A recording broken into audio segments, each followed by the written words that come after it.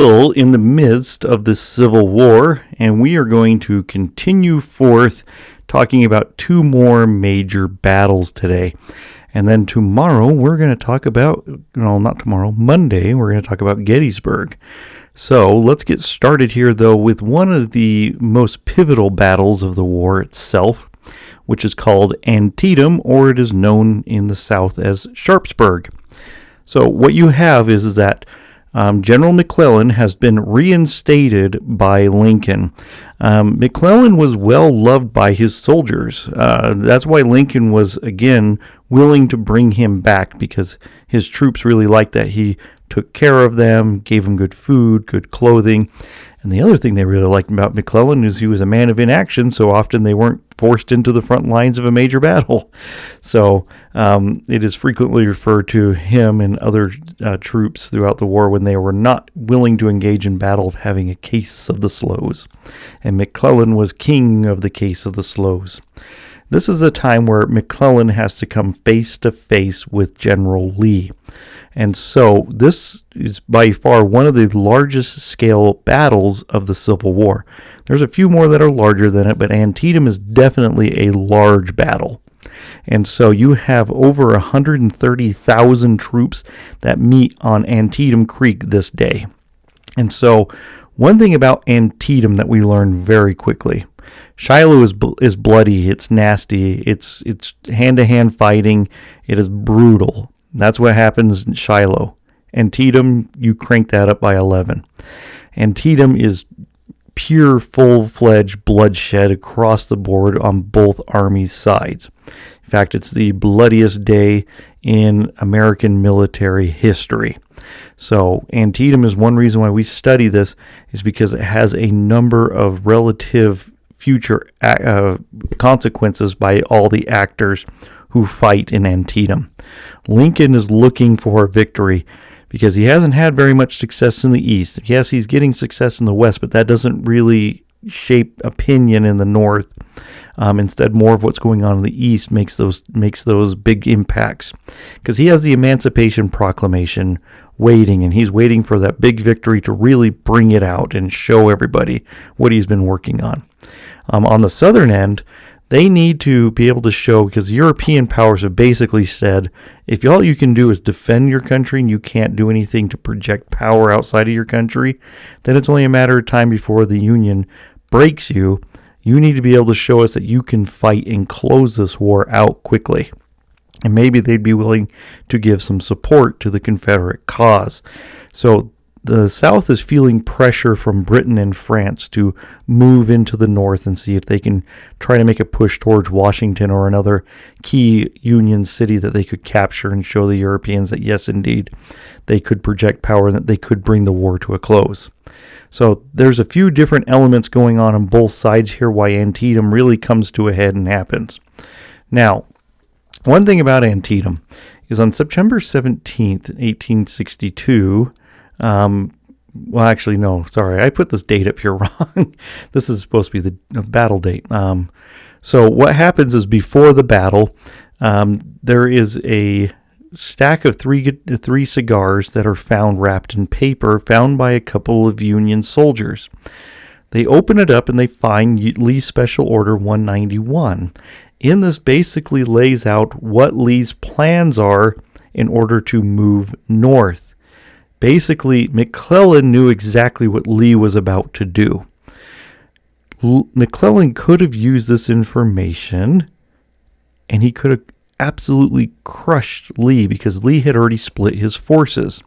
However, again, when we talk about McClellan, he has a case of the slows. Instead of moving rapidly forward and pushing his men and crushing Lee and pretty much bringing an end to the Civil War, he slowly gathers up his troops and his manpower, slowly makes his way down south towards Antietam, and he just takes a really long time getting there. And by the time that he gets there, Lee has discovered that he has lost this order, and he's probably well aware that the Union has found it. So Lee repositions his force and brings back his split elements into a larger, more coordinated unit. So Once he's able to do this, he's able to bring a larger number of Confederate forces to bear on the Union than would have initially occurred. If McClellan had been faster, he probably would have faced an army of 25,000 men under the command of Lee, and he would have absolutely annihilated. Now, when we get there, though, McClellan still has a massive numerical manpower advantage. He outnumbers Lee pretty much 2-1 on the battlefield. So if he would have struck earlier, he probably would have had a 3-1 advantage. He would have just mauled Lee on the battlefield, but instead he finds himself now 2-1. And so he decides that they're going to press the attack. The very first part of fighting of Antietam happens on September 14th. And this is when Union advance forces find General Hill and General Lee's smaller, General Hill and General Longstreet's smaller opening Confederate scouting group. And there it's a fair-sized force. It's still in like the thousands. And when the Union comes upon it, because again, the Confederates are not quite ready for the Union advance. And when the very first units meet up together, it's a fierce and bloody encounter, and the Confederates are actually sent back reeling. And so it seems like the Union were going to be able to push and take out the Confederates. When they get back to Lee's army, Lee integrates them in and they start to push forward. And on September 17th, they all meet up at Antietam Creek. That's where both of the armies kind of meet head to head.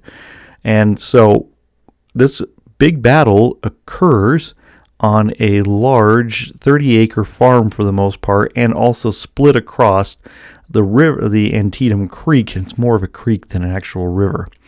And so when they finally get to the battlefield, both sides realize in the early morning fog that they can't see each other. And then just like that, the fog separated, and these two massive armies are staring at each other face to face. As soon as that fog lifts, you have massive firepower waged against both sides. They're both hiding in this large field, in this kind of cornfield. There are open areas of it, but again, many people are obscure throughout this battle in these fields, sniping at each other back and forth. Artillery becomes a very pivotal and important factor within the Battle of Antietam. Both sides use it with very effective accuracy and damage to massed formations. And so the fighting just within the fields themselves become just chaotic. Men rushing up at each other, hand-to-hand combat, short-distance firing.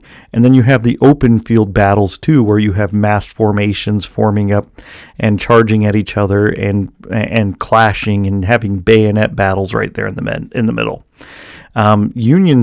The Union tries multiple times, though, to break these Confederate lines all over and over again with these mass infantry charges. And eventually it starts to wear on the Confederate defenders, and they start pulling back a little bit to find a safer location because, again, they're facing 2-1 odds here at this point. So they realize they need to find a defensive location. When we start talking about the bloody toll of this, when we look at people just dying, you have groups starting to die in the hundreds and then soon the thousands. Bodies start to pile up all over Antietam. And one thing to think about this too, I don't know if I mentioned this before, but it's a fascinating aspect of the Civil War where large groups of regiments and divisions and groupings of men are often formed up from one specific locality. And what this does is it creates a brotherhood immediately on the battlefield, so people are willing to watch out for each other, protect each other, and fight as a cohesive unit. However, in some of these massive battles like Antietam, you can have an entire group of men from one town in one mass charge that get killed, and you lose an entire generation from that town. All the men that have signed up for the war are just gone in one event in one location. This was devastating for some cities up in the north and in the south too, where none of these men came back to their homes. None of them came back to their farms. None of them came back to their families. So this is one of the horrific layouts of how armies were built during the Civil War. They weren't just built up, and bringing men in and then having them all trained together and bringing them out in a massive army. They're really segregated. And another thing that you will find on Civil War battlefields is you'll see like the Union flag, or you'll have the Confederate flag, and then they have battle flags that are all related to what particular company they were from and what particular city or state they were from too. So it becomes really a tight-knit group of soldiers who are constantly fighting in these battles together.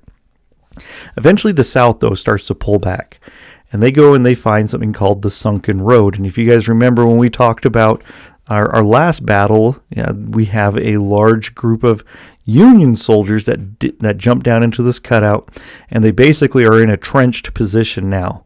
And they talk about Union soldiers coming up, and suddenly an entire group of 2,000 rebels stand up, and they start to open fire, and they just talk about entire lines, like the front lines of these Union forces that are pressed forward just fall, either dead or heavily wounded.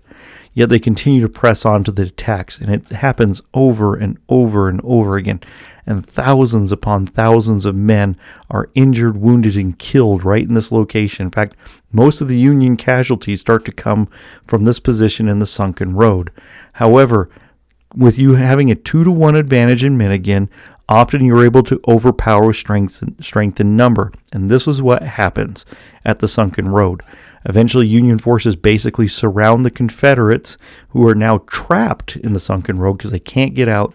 And it's basically a free fire fest from the Union soldiers just shooting down into this pit. And where over 2,000 of the Confederates that were initially in there were either killed or wounded sitting in the Sunken Road.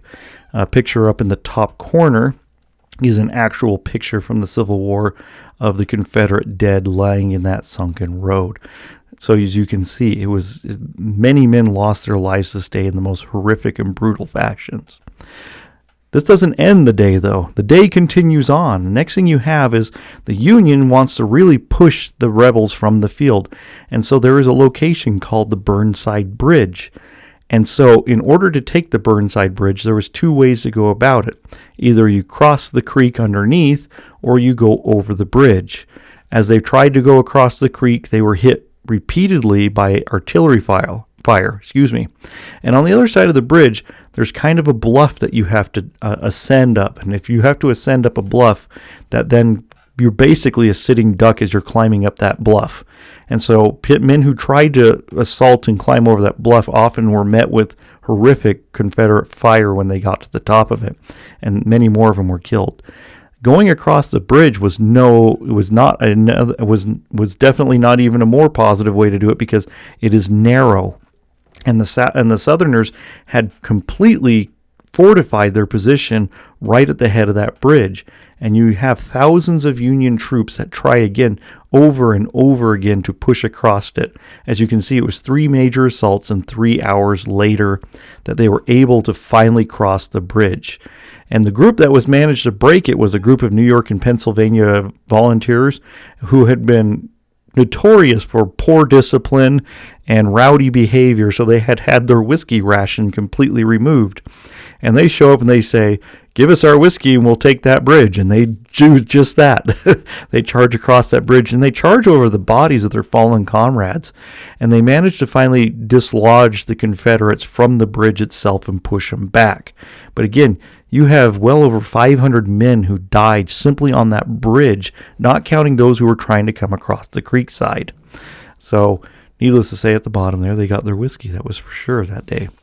What happened, though, is this battle rages for 12 long hours. And this is not a short battle in any sense of the word. Men were fighting and killing each other for 12 hours. Eventually, it kind of grounds to a stalemate where neither side has an advantage anymore at this point. Both sides are exhausted. They have thousands upon thousands of casualties of men that need to be buried, people that need to go to hospital, and people that need to eat. And so pretty much the day is stopped at that moment, and people move to assess their dead and wounded and take a kind of a brief break to go back to the back lines and eat while they have forward troops deployed to hold their lines. What happens, though, that night is that Lee takes his men because he realizes that he's in a very poor position. Again, it's still outnumbered 2-to-1, taking massive casualties throughout the day. He's well aware that in the morning, when McClellan's troops are well rested and well fed, unlike his Confederate troops who were having supply problems and food problems, that it was a very good chance that McClellan would come down on him like a hammer on top of an anvil and just absolutely crush the remaining his remaining troops. So he sneaks across the river throughout the night using pontoon boats. They really talk about how hard it was for them to be, and ingenious solutions they had to find in order to move this entire army across the river. Many historians look at this, and Civil War experts, and we all kind of review it and kind of look over McClellan's decision making. And again, it came down to McClellan kind of being afraid of Lee and what would happen again after the day's casualties. Most people come to the agreement, though, that Lee did not initially have a way to escape Antietam across the river. He was trapped against that back end. And if McClellan had just pressed the attack for a few hours more, there's a good chance that the entire Army of Northern Virginia under the command of Lee would have completely collapsed or been captured. And that probably would have ended the Civil War, because that would have given a straight path for McClellan's Army of the Potomac and plus another about 100,000 men to take a straight drive into Richmond. So McClellan's inaction again cost a major Union victory that could have defeated the Confederate Army in general. Now, what's our results here? Well, it's recorded many times as a draw. Many other people claim that it's a Union victory because Lee has to pull back and escape for the night instead of re-engaging the force again. So, in all reality, when you look at it technically, yes, it is a Union victory after that. Casualty numbers, like I said, are horrific, just absolutely horrific. You have over 22,000 men that are killed or wounded throughout the day. Again, when we look at it from sheer numbers of people dead and dying, it's the bloodiest single day in American military history. And by that I mean single day. I don't mean single battle. I mean single day. Because you have multiple battles that last 3 to 4 days that are large scale, like Gettysburg. But in this one day, more American troops died than any other time in American history. So one of the things, though, is that Lee, once he's driven back, though, this hurts any chance that they have at being able to get European support. Because if instead of being successful in moving into Northern territory and soil and showing that they could fight the Union and bring the war to a close, they instead were defeated and pushed back across. Now, what does Lincoln get out of this? Lincoln considers this the closest thing that he's going to get to as a victory. So he issues out the Emancipation Proclamation on September 22nd. Basically what it is it frees all slaves in the southern states. Doesn't free them in the border states, doesn't free them in the north, doesn't free them in the territories, only the south. So that's a key point to remember. One of the things, though, the reasons why he does this for a number of reasons. First, he had to appease his radical Republican base.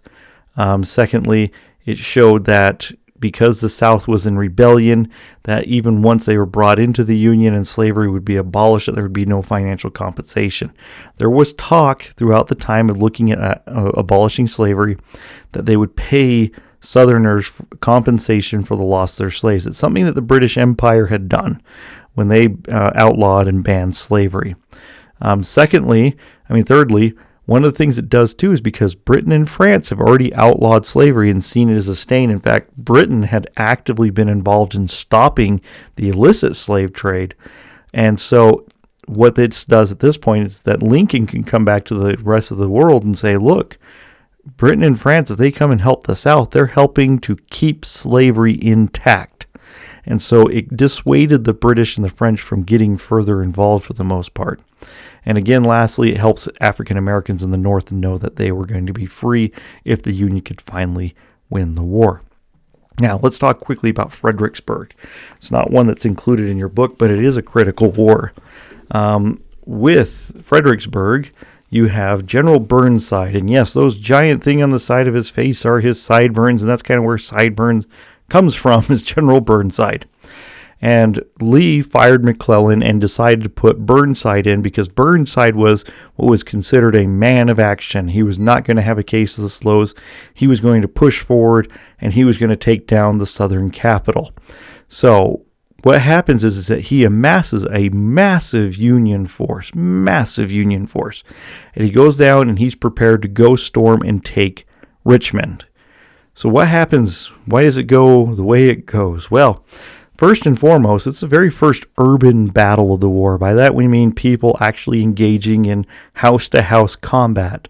This is not an overly common thing to happen throughout the Civil War. Most Civil War battles are happening on open fields, in woodlands, hills, and by rivers. Not a whole lot of urban battles until much later in the war. One of the things that he runs into is he brings this massive force to bear, but his pontoon boats don't show up. And these are boats that you need to build bridges and move your troops across.